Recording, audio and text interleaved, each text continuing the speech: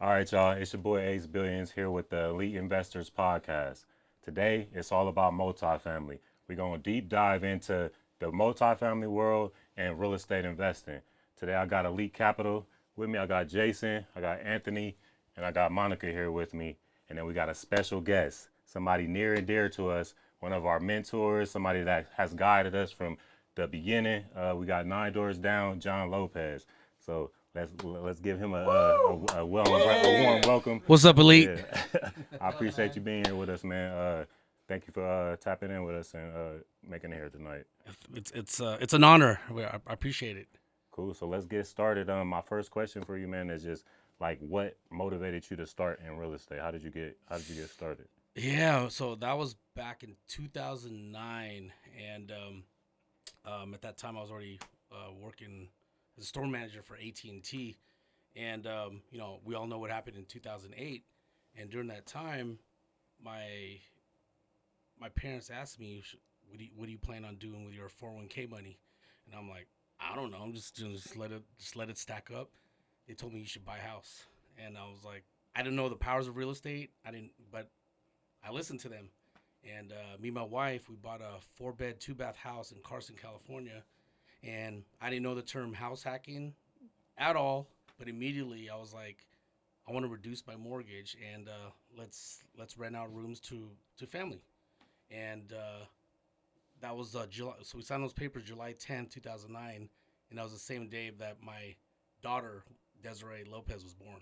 Wow. So, okay. My wife was signing papers, like 3 hours. We're in the hospital room, and she's signing the closing docs, laying up in bed. That's crazy. So you had a big transition Wow. in one day. in one day. It happened to line up that way. She was signing papers while giving birth. That's amazing. Yeah, a little bit after. Yeah, a couple hours after. And then it's all go from there. It's like when you have a kid, everything is out the door. It's full speed ahead, and it's so much motivation for somebody to really go hard. So how was that for you? Was that? I tell people all the time, like when I found out that we're gonna have our first kid, like it was a light switch. Yeah. It was just, going to college and being a DJ. I was in the party scene like heavy. Yeah. And I was already working for AT&T, but as soon as I found I was having a baby, I'm like, okay, you start thinking survival mode. Right. When to get it at any means. Yeah, any exactly. means necessary. Yeah. That's kind of how it was for me. As soon as I had my kids and I just had my smallest one, it's like every kid motivated you just a little bit more to go hard. I know my guy Anthony as well. As we all got kids actually, so it's like that's something that is big when it comes to why we're doing this and why we chose real estate or why we chose to invest, is to leave our kids something, and not unlike our parents did, where my parents were great. They were hustlers. They made sure that we ate. We came from a place where not many people made it out of. So for them to be able to take us to that next level and still be able to raise us and be in our life, but also just motivate us. And then we didn't have the financial backing for it, though. We didn't have that financial knowledge for it, or have anything that could be passed down or that we can inherit. So I've had businesses, I've worked at big businesses, and it wasn't something I could take with me and give them. Like, what can I give you that won't take your, if I give it to you, you can just drop the ball. Like, if I give you my business, you got to run my business. Yeah. But with this real estate, I know it's in your name, it's in our trust, that it's going to be something that you can actually leverage in the future if I teach you the right and hopefully tools. it's in a trust. Exactly. Hopefully it's in a it's trust. in a trust. Put it in a trust always. Yeah. Speaking of kids, I bumped into him at an indoor playground because of our parents. Man. I'm here in a massage chair with my eyes closed. I got my sunglasses on. I hear him go, John. I'm like, oh, dude, Anthony. You know what's funny? The same place. It was like 2 weeks later. I ran into another one of my good friends, one of my investors. Really? 2 weeks later, we were closing on a property together, and like he's just sitting there, same thing, not in the massage chair, but just sitting there, like toying with his phone. Yep. And I was like, man, I need to start networking at freaking jump houses, man. Like those sky zones, that's where the investors are, bro. The parents, And all the dads out there, right? We're all I'm telling you, I ran into John, I ran into my buddy Eric the next 2 weeks later, It's and funny you mention that. I think, because you have disposable income for the kids. Yeah. I mean, not everyone can pay that, you know. But yeah, you're around other professionals because they tend to be working. The other parents are there while their kids are sweating up a storm, And they want their kids to be active, Yeah. like, you know. yeah. I think there's As a parent, just get your kid tired so that way you can. Just kidding. it's real. No, there's no joking about No. that. It's Just get get them your tired. kid tired. That way you have a lot more stuff that you can do at home finally. Just kidding. What's another why that you had that lit your fire? The next one really didn't light my fire until COVID hit, and so this is probably like summer of 2020, and my partner Anthony, so he started having investment properties in Indianapolis and also like single family, right, and also in Arizona, and you know being out in LA during COVID, it was like lockdown, right, and I remember just calling Anthony, I'm like, dude, just come through with the fam.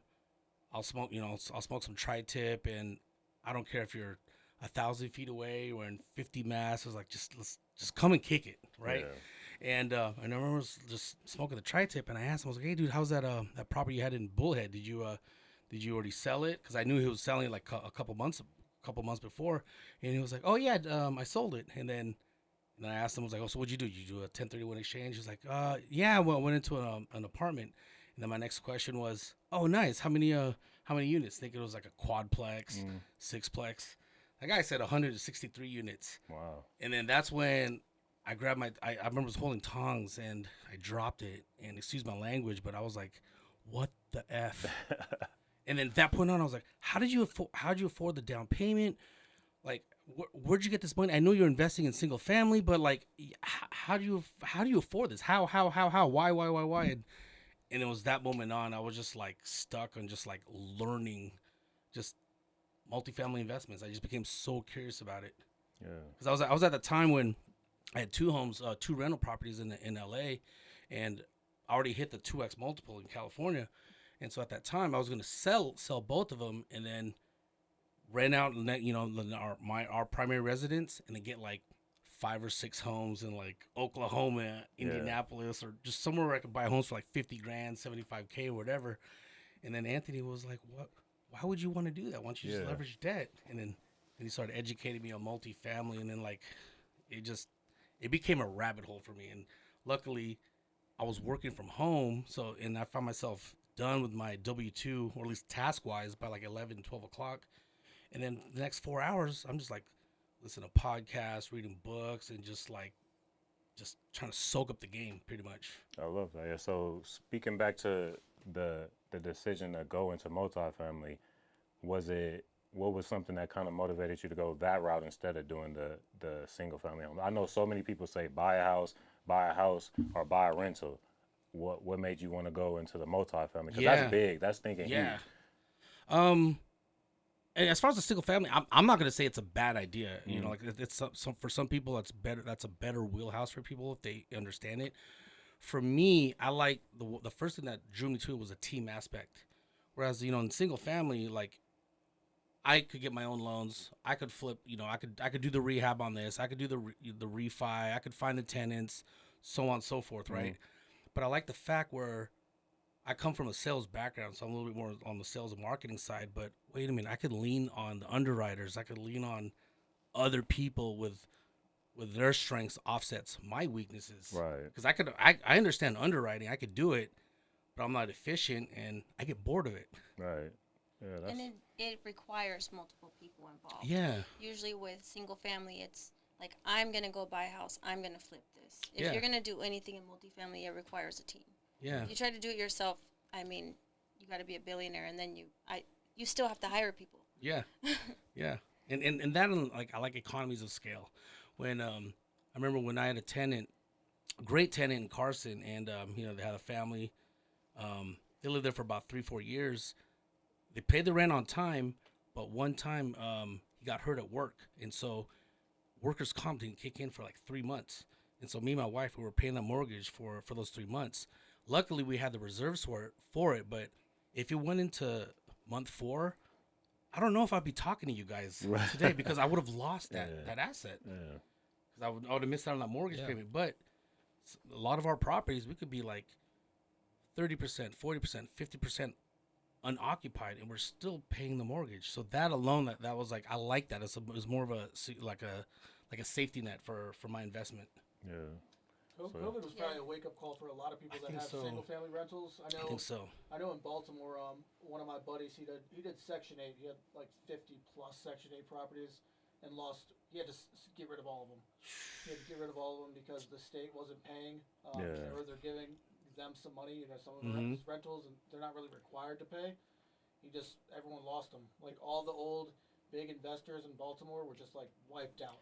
And that was so unfortunate because like you had the government telling the investors to do that, but nobody knows that the investors still got to pay the mortgage. Yeah, it was just the average single family owner is not some billionaire. Not a billionaire. He's not even a millionaire. Like that's his like little, his social security essentially. You know. So do you see a lot more people converting to multifamily or different asset classes? I think yeah. I think when you really study it, like. It makes more sense, right? As far as the business model side goes. But I know in the last like year and a half or so, those that were in multifamily and like got a couple deals, now they're starting to diversify a little bit. Okay. Looking into like pad splits and midterm rentals, and that a couple years ago it was the Airbnbs, and then that got a little tougher. Or you start buying out other businesses, like service businesses that the boomers have owned for 30 years or whatever. Yeah. I mean, shoot, I was thinking about like with apartments and multifamily. I mean, you're really lowering your risk if you really think about it, right? Yeah. Just from single family, if they can't pay, that's 100% risk. But with apartment buildings, if you just have one or a few, but it's multiple units, the other people are still paying. Yeah. So, would you say that risk was another thing you were probably looking at, or? Yeah, for sure. I mean, just having the experience of like, if I would have gone a month 4 in that house, I would have lost that home altogether. Yeah. So that alone was like enough to tell me, like, and after I seen like the initial underwriting of several deals, I'm like, okay, I get it. I see why people would want to invest in this because they're still cash flowing. Say it's a 100-unit property, and maybe it was underwritten at like 80% occupied. That's still a 20% difference that you could allow yourself to breathe. Yeah, I like it. So how would a person get started in multifamily? I know you kind of been guiding us in the multifamily realm. We all experience with investing or our financial. We got our financial advisor, we got our realtor, and then we got our investor over here. And software developer, we do pretty much everything. But it's like a one-stop shop with the elite. I mean, We got it all over he's the here. man when it comes to flips. But how did you start that? Like, what was the process that got you, and what's the business model that you use to see it all the way through and make it happen? I think closing in the proximity of those that speak the culture, speak the language, have like actually put in the action. I think that's probably the first step, because you start to learn terms, you start to learn their mindset, and you're not going to learn everything. If you really want to understand 100% of the business, it's going to be like drinking water through a fire hose. You're not going to get it. And I know with me, I definitely, I couldn't give us do a couple drips. But I saw where my skill sets could help an operation, and then I saw how my Anthony at that time, and also my wife, how their skill sets kind of help the overall picture, and then I could see us like taking it a few levels ahead than where we're currently at. So I think the very first step is for sure like go to find the meetups around you and talk to people who are already doing it, and then maybe don't follow the people that's already been doing it for 20, 30 years, but find that one or a couple people that has been doing it just a couple years ahead of you. Yeah. Because you could tell them, and you don't feel like they're so far ahead from you, and you can still be relatable. they're still familiar somehow. Yeah. It's at like 3 to 5 steps. Yeah, just a few steps ahead. Yeah. And that's one thing, and a lot of people don't understand. The people that are 20 steps ahead, they're not on your team. Yeah. They're never going to be on your team, and it's okay unless you get yourself to that level. But I notice a lot of people try to jump up and claw onto the billionaire or the multimillionaire, and it's like everyone's trying to do this, and it's a dangerous game as well. I think. Yeah. Yeah, and I'm not trying to ruin hustle or anything, but I mean, those people that are making a lot of money and people are going to them for the advice are basically being sold just a course, but with no personability. They're not consulting with them. And tell us about Nine Doors Down, because I know it's on your hoodie, it's on your hat, and you know, there's a reason why you're our mentor. And what was the reason that you started that whole thing too? Because I think it really does go along the lines.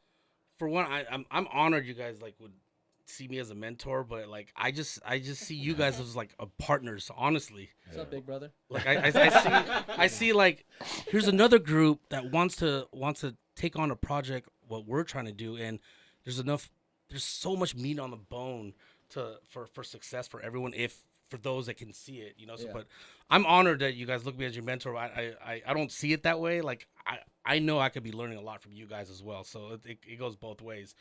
But so Nine Doors Down. So it's myself, my wife Tony, and our partner Anthony, who's still out in L.A. But when I first Is he okay?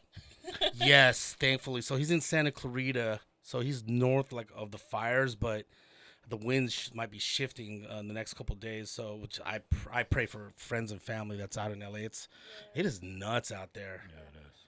Just seeing like the whole Palisades. Because that's like our big sister city. So Yeah. it's sad. It's really sad. and, like PCH, the homes that are like up against the beach, and it's gone now. But It's at the crazy. same time, and I don't want to sound like gray, but where are they going to go? It's going to take forever to redevelop all that if they ever do. Or I don't know what that's going to look like. That's multi-billions of just rehab. They're all looking. They're trying to figure it out now. Like my mother-in-law is renting out one of her houses in Manhattan Beach, and like she's had a couple of the people showing today that Yeah. were from there, like Palisades. And you know, there's a lot of issue of like the insurance not being covered. You know, I mean, for those in it, like we've known that like State Farm has stepped back from California, like fire zones and stuff. But even for those that have money and then say they want to build back their house in the Palisades, whatever, the permitting timeline for LA, like that's a lot of approvals. They said 10 years. Is it 10 years? They said 10 years. I can only to imagine. build back everything. It's like $150 billion of Crazy. GDP lost. Yeah. It's insane. And the insurance companies are backing out right now. They don't want to They pay. can't. Think about it, man. They're like, man, we dodged a bullet. Yeah. They're like, we just dropped out in July. We dodged a massive bullet. That's a lot of money they would have had to come out. Because my whole family out there, my grandma, pretty much everybody is Yeah. out there. So, okay? yeah, they Okay. on the outskirts, thank God, but they sending us pictures of the fires, and they look bad. Like the news and internet really don't show how bad it is. It's like people that lost everything. It's scary, man. Yeah. From like real places like Hollywood, like from LA. Oh yeah, Oh. You get the panorama of the mountain, and it's like it's on fire. yeah. And to Sitting think, there. I was just there probably in October.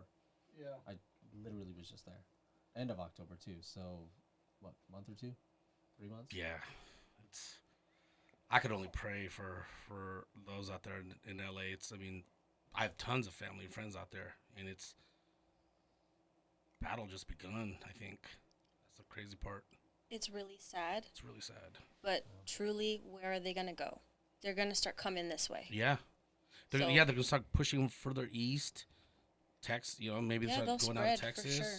But since we're so close, like we got to be prepared for that wave. People are coming. Yeah, I don't know if I would want to go back. yeah, because I mean, what a medium That's home price here in scary. Vegas it's probably gonna double in like 2-3 years, probably if Yeah, that it was gonna population. double anyway, so Yeah. it speed up the Just gonna process. double faster. Yep. Yeah. Yeah. So glad Anthony's okay. So, but yeah. So basically, you started Nine Doors Down with Anthony. And Oh yeah. So our first property was so I sold my house in Carson, and then I took the proceeds to I had an LP position in a 204 unit in Phoenix, but then the remainder of it we did a joint venture with Anthony, and it was a 9-unit property in Tucson, Arizona. And I remember we were driving back to LA, and Anthony calls us. I was like, hey, we got to think of a name. And then my wife says, let's call it 9 Doors Down. It was a spin-off of the band 3 Doors Down.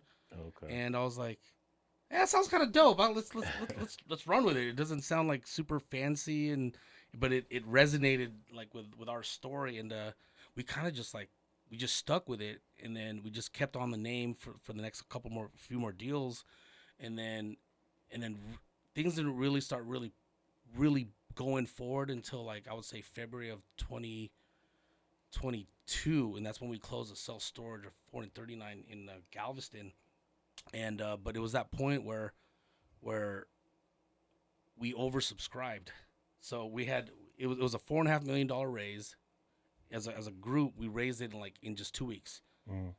Money was way cheaper back then, so raising capital was like a totally different scenario back then. But we raised it in 2 weeks. But when the property closed, we knew we had a good problem at hand. We didn't have an asset that we were underwriting, not a self storage, not an apartment, but we had the operator that I LP'd with and Anthony also LP'd with. So we reached out to him and we called him and like, dude, we have close to $1 million in capital that we can deploy. We're gonna start a fund. Can we take this fund and invest in your deal, whatever you have in June or July, and can we see what type of returns we could get? And then we saw a higher pref, just higher returns overall. Right. I didn't know that was a fund of funds. Yeah. We just saw it as an opportunity to move capital into another deal, so that way us and our investors could still grow. And So hit on that a little bit. What is a fund to fund, and why is it important to raise capital? yeah, so it's I think it's relatively a new idea. It's probably been around.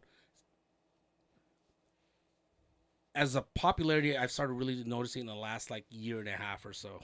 We started doing it like about 3 years ago. But fund of funds is you're literally just taking a passive LP position, right? And you're taking your capital into an operator. But instead of having returns as if you're an individual investor of like $50,000, you could pool capital of those around you that has a 50K. Maybe you put it into a 500K pot. You take that 500K or whatever you have, then you take it to the operator and you can negotiate higher returns for yourself and your investors as a passive investor. So your credits, like for those that's kind of new into it, or maybe maybe they're active in real estate but they want to grow their capital but not take on another active deal and just be a little bit more passive while they work on their flips or whatever. I think it's a great method because you're not on the loans, you're not assuming the risk because it's the general partners. Well, if things were to go haywire, it'd be on them. You're the first to get paid out, and not only that, but you also have management fees and also due diligence fees that you could pass on to your investors. So for us, we saw it a way. It was like we could still add value to an operator while servicing our investors. Well, that's like the power of OPM. Yeah, Yeah. it is. Because it's one thing to have let's say $100,000 and you buy 5 properties with that $100,000, but once you're out, you're out. Once you tapped out, you tapped out. Yeah. So being able to kind of use other people's money and allocate it for those investments, and then be able to take your money and still be able to do what you want to do with it or what you need to do with it. Yeah. Use it for reserves or use it for any things that you don't unexpected situations. Like that's huge. People don't talk about that a lot. A lot of people are using their whole savings account to make an investment and not really considering raising capital or using other people's money. So, Right. Yeah. It's not commonly done. People are buying single family because who doesn't live in a house? So it's just more commonly done. And apartments is like, whoa, that's like out of my league. And they probably think it's so far fetched. But if that's the case, then most likely it's just you don't know the right people to get into it. Can anybody That's a do great point, multifamily? Monica. What's that? Can anybody do multifamily? I think so. I think the answer is yeah. You just gotta have the mindset and Or know the right guy that does. or that can be get around you in. people where you're talking the lingo. So you got to be good at networking for sure. Then. Yeah. And pulling the information out, because not many people talking about multifamily or teaching multifamily. Right. So you actually got to be in those rooms where people are talking about that, where you can learn or follow or be around or get in contact with somebody that is a professional when it comes to are already doing it. Yeah. But what the power of networking? How important is that? Man, dude, I could tell you a story. It was I could tell you multiple stories, but I wouldn't know Anthony if it wasn't for my wife, because my wife has known his wife and Anthony since they were in middle school. So his wife's actually my son's, godmother. That was one story. And this is probably like mid 2022. I used to throw commercial collaborators. I don't know if you guys know them, with Stan Lopez and Omar Lopez. I know Omar. Oh, you know Omar? Yeah. So all Any of us relation? all of us had the Lopez last name. Okay, I was gonna say any relation. And everyone would say, like, are you guys related? We're like, no, we just happen to have the same last name. But we threw an event at Area 15, and I remember taking a group picture, and it was packed. It was a whole bunch of people came out, had a good time, and I remember walking out to the car, and I bump into this guy. His name is Moses Lucero, and at that time, Anthony and I were actually raising for a 10-property portfolio self-storage deal. So think about it. This is probably like October of 2022. Fast forward to like Thanksgiving or whatever, we start to realize, okay, I don't know if this operator is going to close this deal. We have our money ready to go, but our investors, they're banking on the bonus depreciation. Because after that, it dipped from 100% depreciation down to like 80, right? And so I had like 4 or 5 guys like, I need that depreciation. So Anthony and I, we decided to pause on that. And I tell Anthony, I'm like, hey, I met this guy at my meetup. He's got a 142 unit deal he's trying to raise for out in Corpus Christi, Texas. I hopped on Moses' webinar. He sends me an investment summary. I look at it. I'm like, you know what? Let's take this capital. Something's telling me I trust this guy. I like the way they presented. I see the deal. It makes sense to me. Let's do it. So we did it, and that turned into a bigger relationship. That was the beginning phases of Bloom Capital.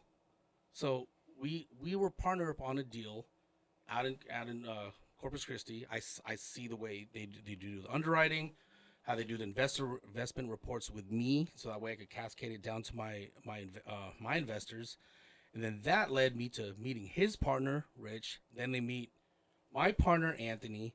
And the next thing you know, I'm going to a men's Bible studies group, and I meet my other partners who are now my partners at Bloom. Hey, with Joe Sebastian, Roland Bautista, and of course Moses was there, and also Eric Jordan. Eric. And then so that men's group birthed Bloom. Yeah. When they first started talking about it, we weren't even a part of it. We're like, this is dope. This is gonna be another operator. We can do another fun. Perfect. And then last March, I invited Joe and Eric to come out to Hunter Thompson's Raise Fest in Phoenix. Thompson. And so I was like, come out over there. You could start, rubbing elbows with some fund managers, just guys just like us, who are raising for other people's deals. And one thing kind of led to another, and I told them, I was like, if you could somehow get in front of Hunter, get in front of his students, tell them you could offer us like a higher preferred return, because I saw how they were underwriting Ironwood at that time. We weren't even part of Ironwood. We weren't even part of Bloom. Why is it called Bloom? Capital? So we want to be a big philanthropist first and foremost, and the way the business is structured, we're able to take 4% off our gross EBITDA and give it to church tithings and nonprofits. But Bloom is think of it as a tree, right? And as long as you water it, the branches are going to grow. Trim the bad branches, keep the healthy ones. The healthy ones are going to bear fruit. And so once the fruit starts to drop, that's another set of life that could come about. So we see that as it gives a platform for other people to get in the game, kind of like what we do, and make it very enticing as far as returns, so that way others could use it as a platform to make a name for themselves, close more on their own deals, maybe for other people's deals, or even deals with Bloom. And we leave it all to the fund managers. So give life, pretty much. I love that. It's not in the logo though, right? Hmm? It like in one of your screens. That's the logo, the tree. Yeah, the tree. Yeah. The tree of life. The tree Yeah, of life. I the like giving that. tree. The giving tree. I like that. It's good. How'd you guys come up with the spelling? It's only one O though. That's a great question. That's probably was. Yeah. I don't I know. think it's an O with a dash. It's on it, fancier. though. Yeah, it's It an has O a with a little dash. French little. It's like yeah. French. You know? French. It's like a French enye. Yeah. French right here. Put that Oh, one God. there. what kind of mindset? Let me get back to you on that, Jason. I'll find out. What kind of mindset that you have to see all of this stuff through to get to where you at? I think, man, just some people when they see problems, they get stuck on the problem. They start pointing fingers, thinking of who to blame, what to blame, or whatnot, right? But I think when you're around a certain people, they look at a problem, they see it as an opportunity to whether it's to monetize, but also more importantly to help others, whether it's help others directly with their situation, or maybe help others get to the next step in life with their goals or whatnot. Yeah, that's kind of how. And then going back to what you were saying about like how you guys all met and networked and all came together, and how you guys bounce off of each other. I feel like partnering and having a team is like one of the most foundational things. One thing that you can't miss out on. You have to have a team in order to get to where you want. And a lot of people don't. Some people want to do it alone and go on that road alone, and that's their preference. But me coming from the athletic background, I already know like teamwork make the dream work. I know that's a cliche, but that really has been what has worked for me in my past with my businesses before, and then right now with Elite Capital, and then now with you guys being able to partner. I mean, we met at your ICN networking event. I didn't know that till now, so that's a great story. It's full circle. It's like even you giving us that platform for people to be able to connect and meet and team up on deals and partnerships. That's huge within itself. What made you guys want to start a networking event? For one, I think it's fun. Yeah. Right? Just talking to other people, because like if I were to talk to just the average person out there, or even like majority of my friends and majority of my families, like I don't talk about investments. And if I did, they may take it as if all I think about is money and I'm too focused on that. Is that wrong? No. But that's what. But people think that way, right? Yeah. So I kind of just step on the brakes, and I'll speak on it with like if they ask me. But the meetups is good because it's you could always learn something from another. And what I like about it too is like I learn stuff from other asset classes and stuff. And so like like how to acquire business from a baby boomer. And I look at them like, dude, that's like a value add a multifamily project. Right. You're looking for something that's operations or maybe from like 10 years, 10, 15 years ago. They're charging market rates were as if they were like 5-7 years ago. And I see that I'm like, that's value add right there.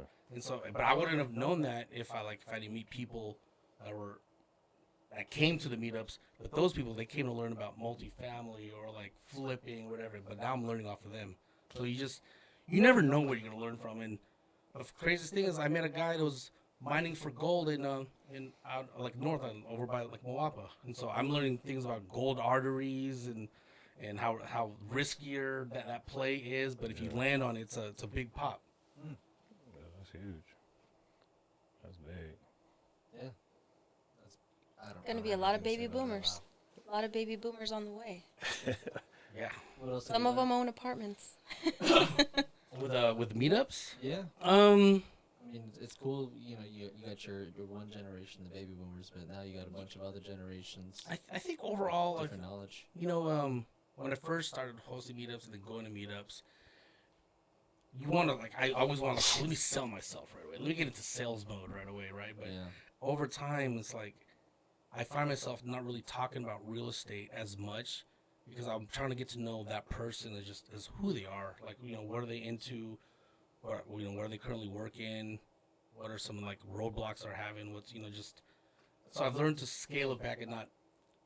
I come from the background like ABP, always be pitching, but after a while, like I don't want to always pitch. I just want to let me be cool with people. Let me just make friends with people, build that rapport, and let's see where it goes. ABD, always be disarming. Disarming. There you go. That's a good one. Those are always the best relationships too. I don't know, like thinking about people that I work with or I'm friends with in general that like we've actually done deals together. It's always a friendship. Yeah. Like it's never like, oh, let me go throw everything at you, and because a lot of the times they're not even the right person to be talking to. Yeah. You don't understand who you're talking to until you actually get to know them a little bit, Yeah. and then you're like, oh, this is actually like a valuable, cohesive relationship we can have, Yeah. and then you can do business. But Yeah, pitching someone right away. You wind up pitching someone else that's trying to pitch you it's too. corny. Yeah. Like, I wouldn't want to be hate- pitched that You way. know what it can't. is? You know what? I think you like the networking events is because it's the party scene for big boys. Yeah, it's a That's concentrated. true. You can do what you love to do Yes. still in a good environment. Yeah, like and it's no mystery what people are there for. They're either to find deals, learn, or find partnerships. And it's very, we all know that it's already like a common ground. But how can I get through your outer onion? How can you get past my outer onion? Let's get to know each other a little bit more on a closer level. Well, hopefully at the next ICN event we can see you on the turntables. Man, they always ask me about that. I'm like, you know what? I should, but I end up just being on the headphones and mixing and not talking to people. Yeah. And when at those events, like I'd rather. Step in?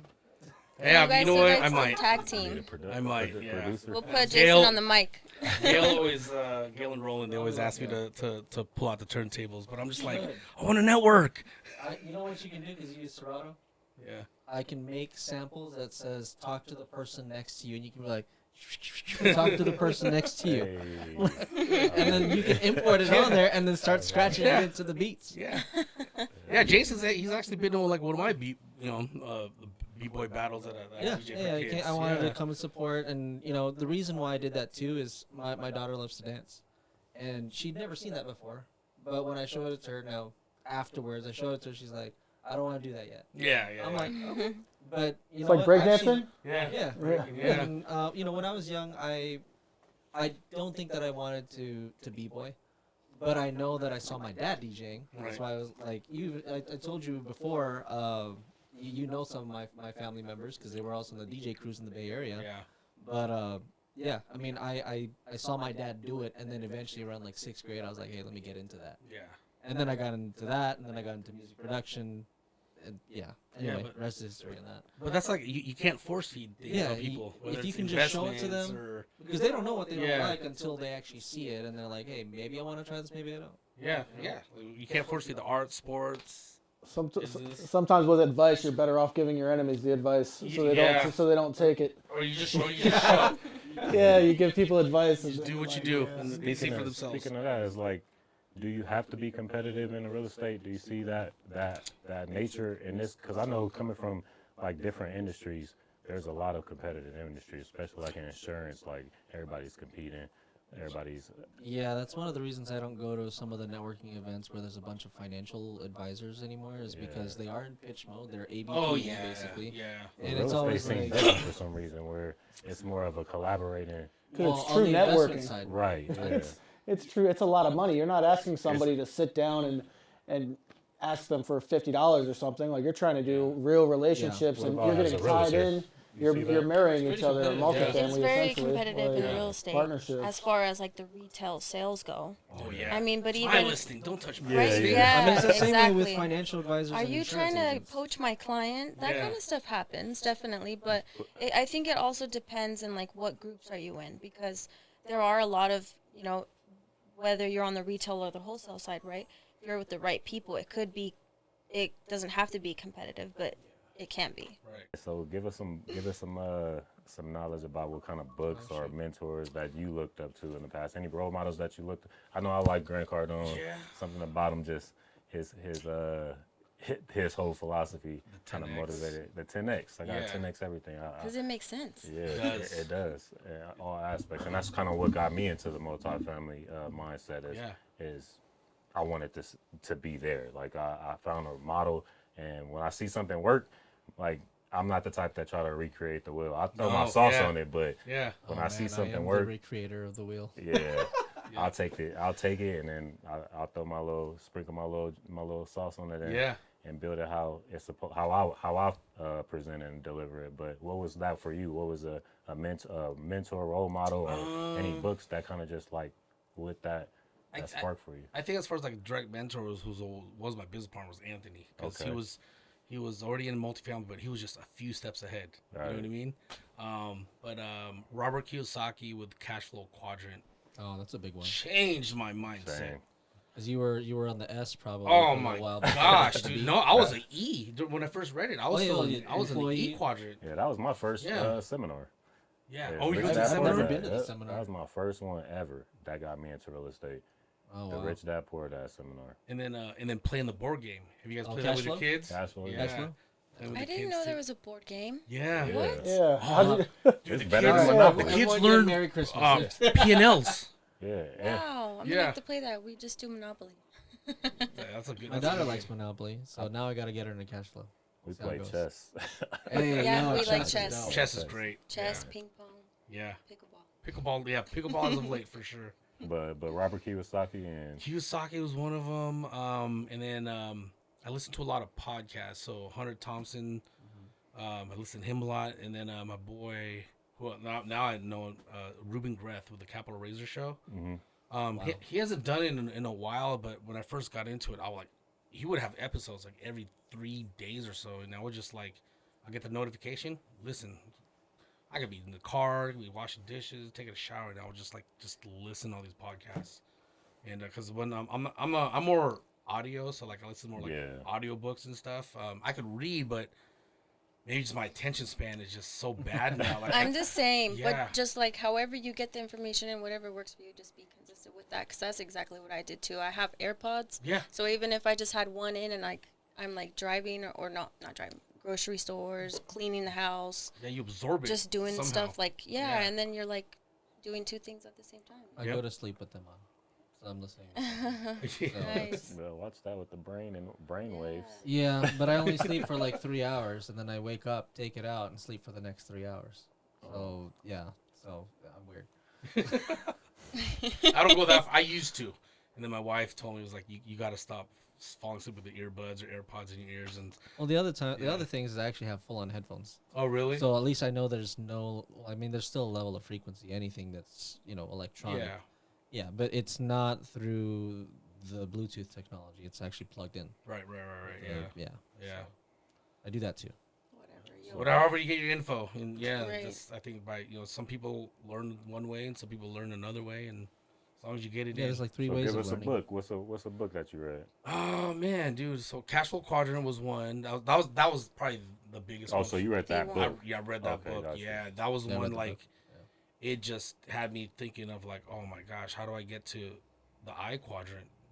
And I start to, you really educate yourself on like the game of taxes. It's such BS. Taxes from the IRS and put them together. It spells theirs. It is. So So not ours.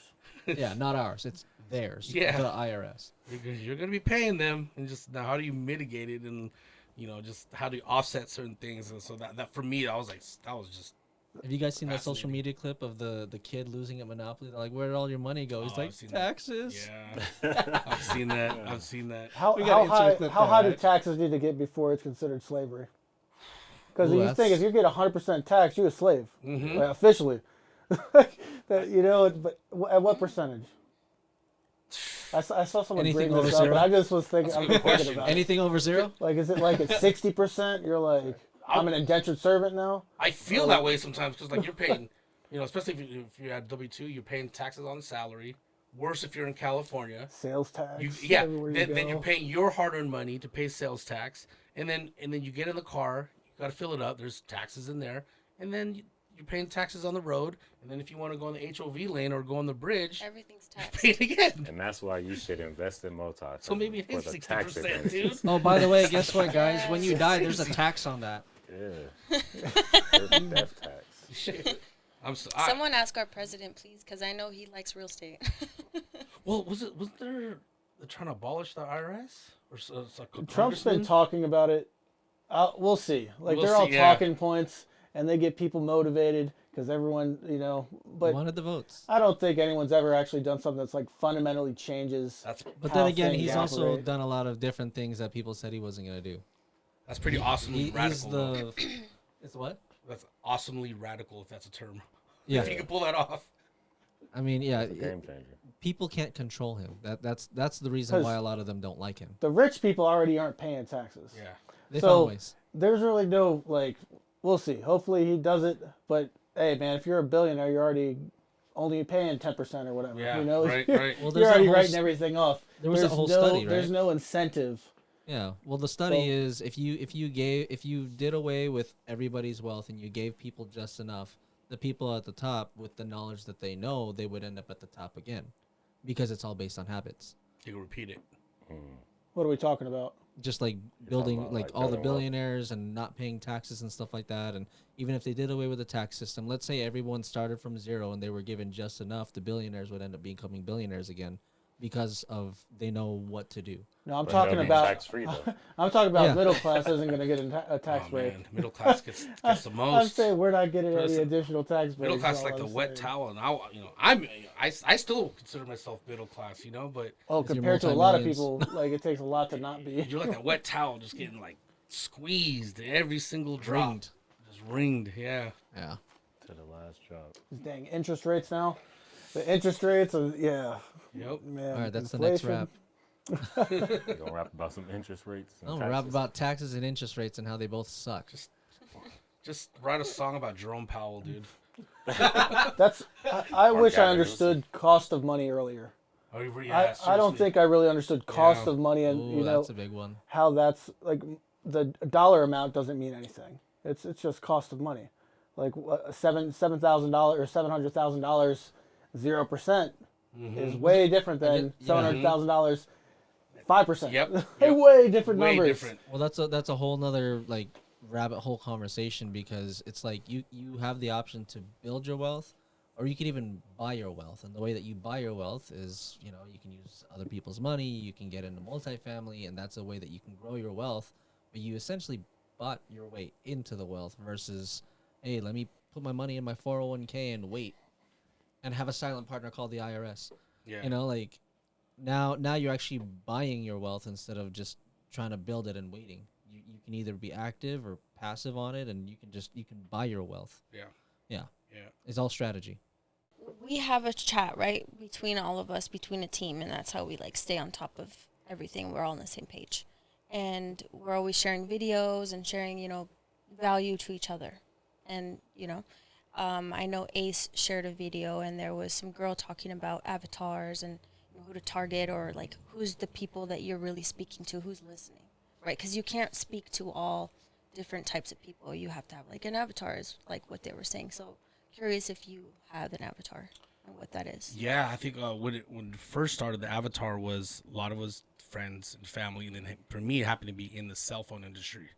So a lot of whatever professionals, whether they own their own Cricket store, Verizon, or they're high net worth sales director level or whatever. At first, that was definitely my avatar. Anthony's was a little bit more on the tech space because he's a global IT director for a company out in LA. So a lot of his investors came from that realm. So we both happen to be, I guess you could consider around tech, right? And if someone's a registered nurse, their avatar, they have a really great avatar. That's the doctors and nurses that they work with. As time went on, the avatar is because we saw a more efficient way to raise capital for deals by partnering with other fund managers. The avatar turned into finding the existing fund managers who are looking for deals to deploy capital into.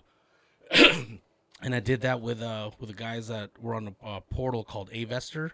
And so at that time, there's probably like 150 fund managers. Now there's probably like over 300. But we were working with each other to pile $2 million at a time, $5 million. We would take 3, 4, 5, 6 different fund groups, and we would contact the operator. Here's what we could all offer. What returns could we get?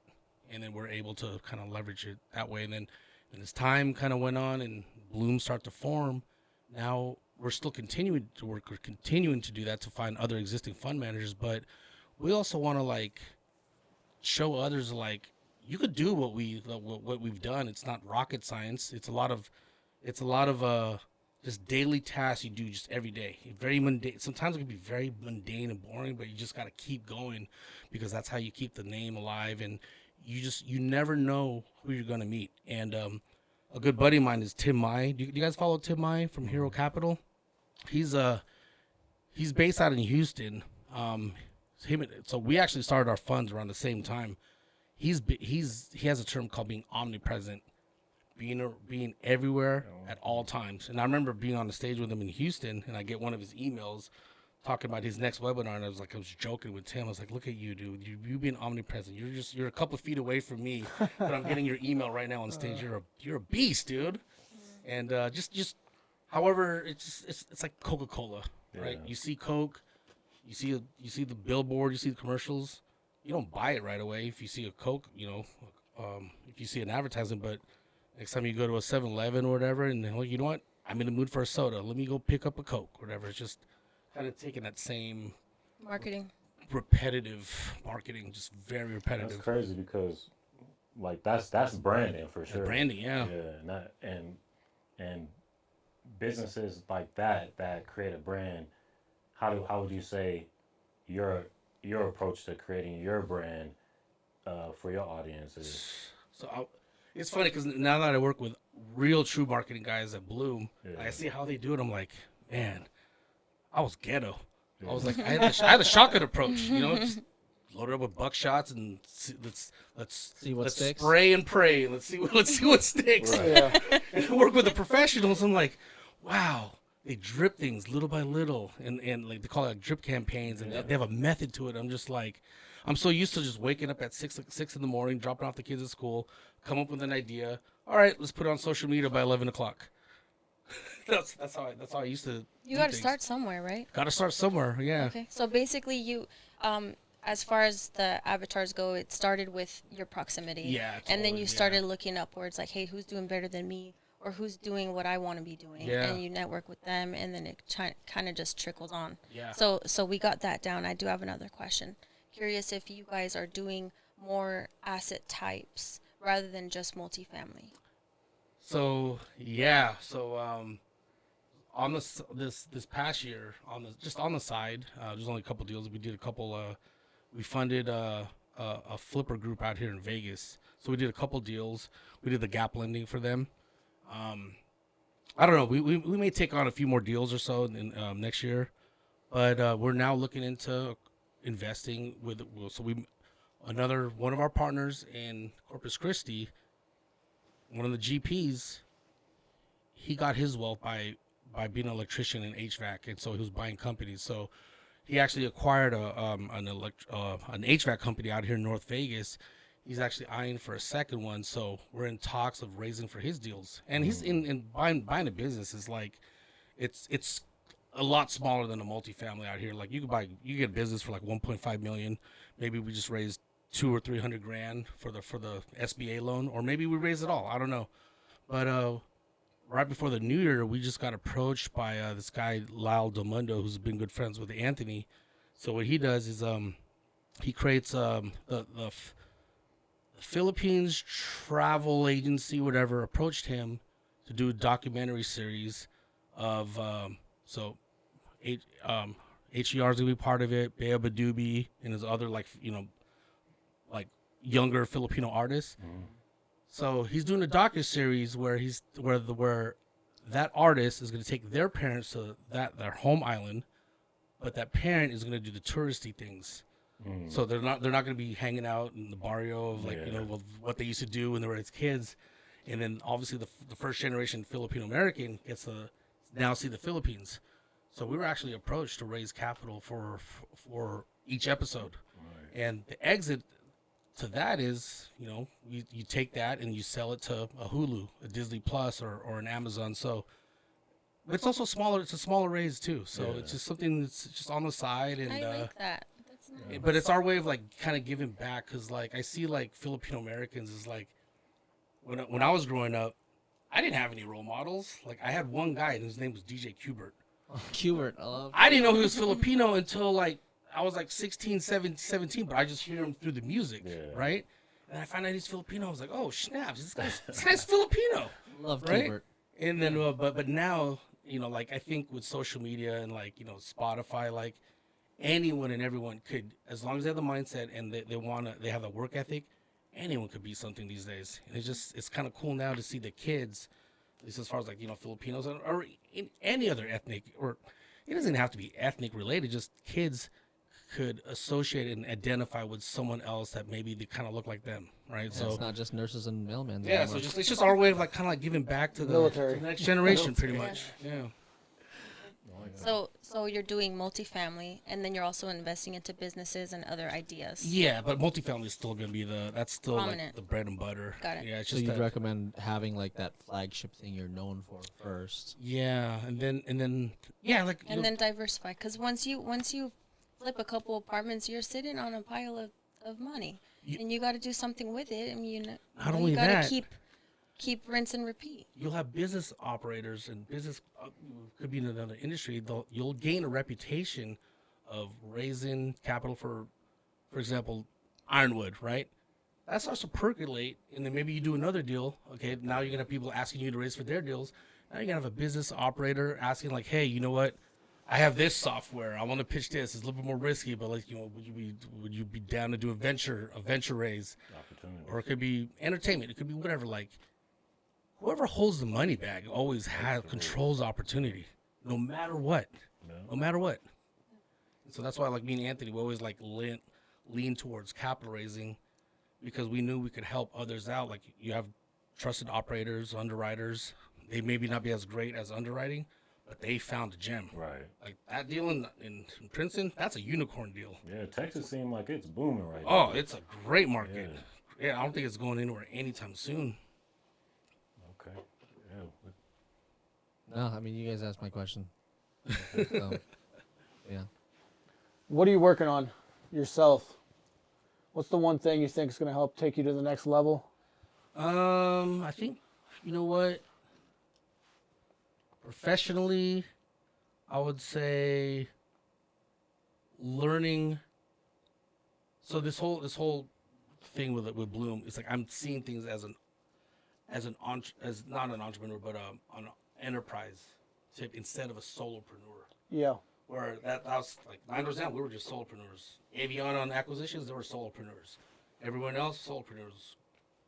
But now we're forming it, and we start to. I see why AT&T did their thing when I was working with AT&T, and I see why corporations do their things with whatever their corporation.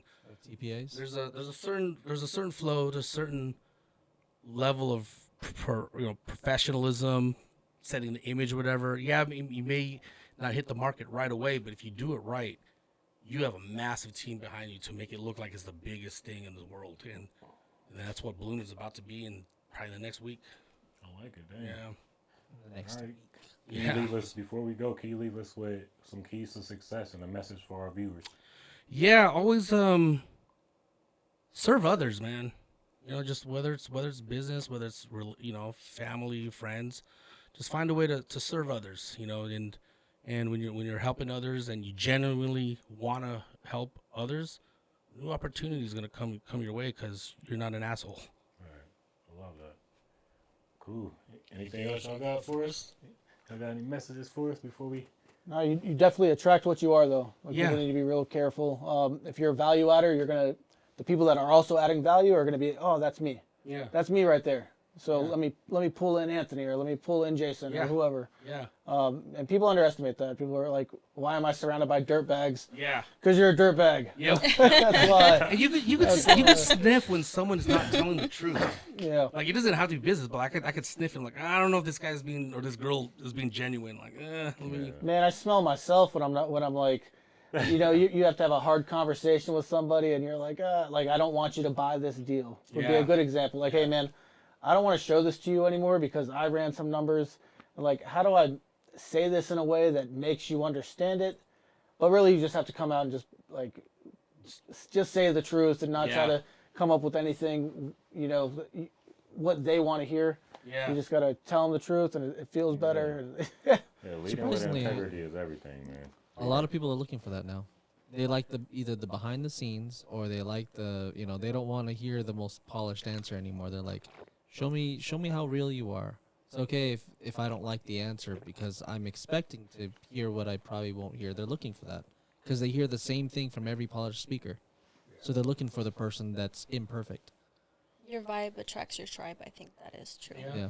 There's so many different types of people and so many different types of services, and you're going to gravitate towards who you like the most, or who you have the most common interest with. Yeah, just be yourself is what I was told. Just It took be me so yourself. long to learn that. Yeah.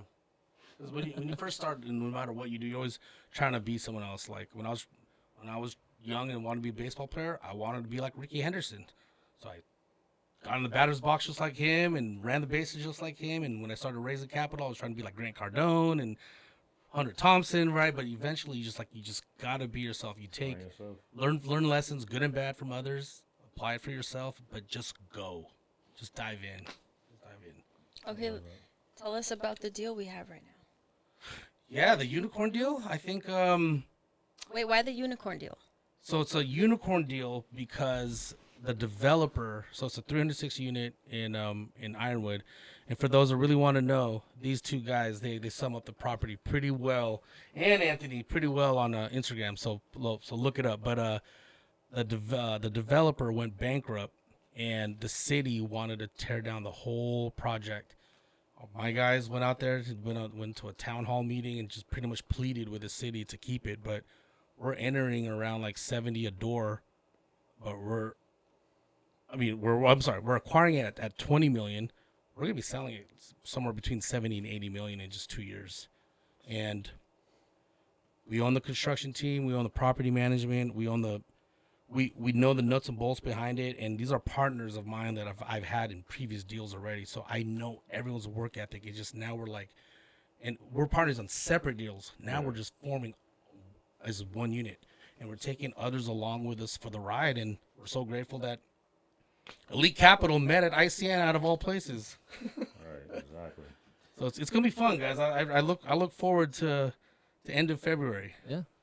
Cool. Well, thanks for coming, man. I appreciate you tapping in with us. Can you give us a Instagram handle, or how can we follow you? Yeah, Instagram at 9 Doors Down.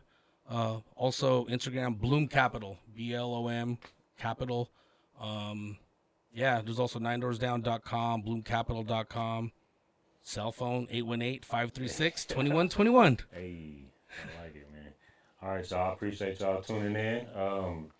Elite Investor podcast will be dropping soon. Make sure y'all go and follow us on Elite Capital Investors on Instagram. And we appreciate y'all, man. Make sure y'all like and subscribe. Hell yeah. Hey. Nice, guys. Thank you.